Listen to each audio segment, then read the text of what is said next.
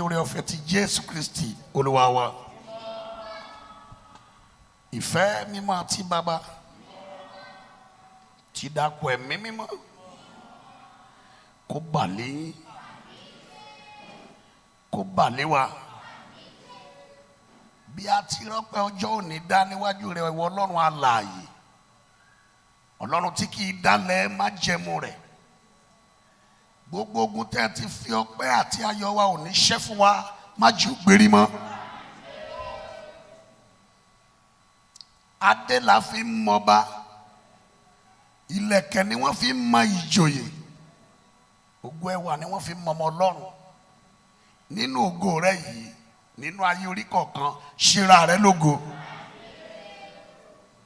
Ògo tí ń farahàn lórí ìdáwọ́lé tẹ́nìyàn fi ń débi gíga lórúkọ Jésù nínú ayé ọmọ rẹ lọ́kùnrin lóbìnrin lọ́mọdé àti àgbà jẹ́ kó farahàn.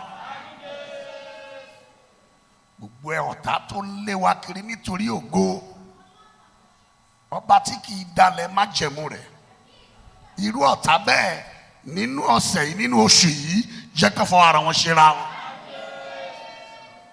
Ọ̀rẹ́ pé wọ́n á jáde sí wa lọ́nà kan, wọ́n á sá níwájú wa lọ́nà méje, ò ní wí kó má ṣe.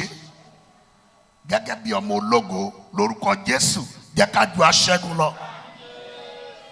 Gbogbo àwọn ọmọ rẹ lókèrèrè jákèjádò àgbáyé, afẹ́fẹ́ ò ní fẹ́ kó má kángi oko lára. Lórúkọ Jésù, ayọ̀ ojú rere Olúwa bá mi fi ṣèkẹ́ wọn.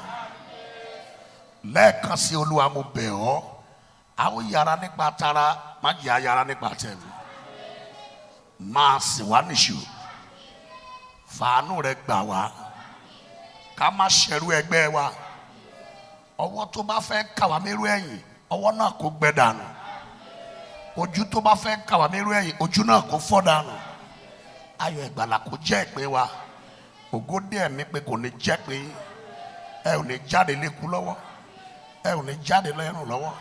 Láàrin ìgbàgbọ́ ní mọ̀rìwó tí ń ṣọlá, Olúwa yóò pa ọ̀tá lẹ́nu mọ́ fún yín, yóò tẹ̀rí ọ̀tá ba. Bá ó ti máa tú ta ó máa dè níwájú rẹ, arán ni bá ní ṣe, Olúwa gbaṣẹ́ rẹ ṣe. Ohun tí pàdúrà ò ní ká kó má yàjọ ìwá o. Àdúrà tó ti gbà tó fẹ́ gbọpẹ́ lórí ẹ̀ ní ká ṣoore ọ̀fẹ́ lé lórí. Ràn wá lọ́wọ́ Ẹlẹ́dàá, ògo ni fún ẹ lókè ọ̀run. Ká má fẹ́ sìn òní ṣàṣemọ̀ ní ìkẹyìn ayé wa, kábà òjọba Jésù Kristi Olúwa wa. Ọlọ́run jà ọ̀tá ló tó gbé lọ́wọ́ ojú rẹ̀ ó Jésù. Ìwọ ta ni àti ta ni, ìwọ ta ni àti ta ni, níwájú ta ni. Jagunjagun ìgbà gbogbo ló ń ṣẹ́gun, ló ń ṣẹ́gun. Jagunjagun ìgbà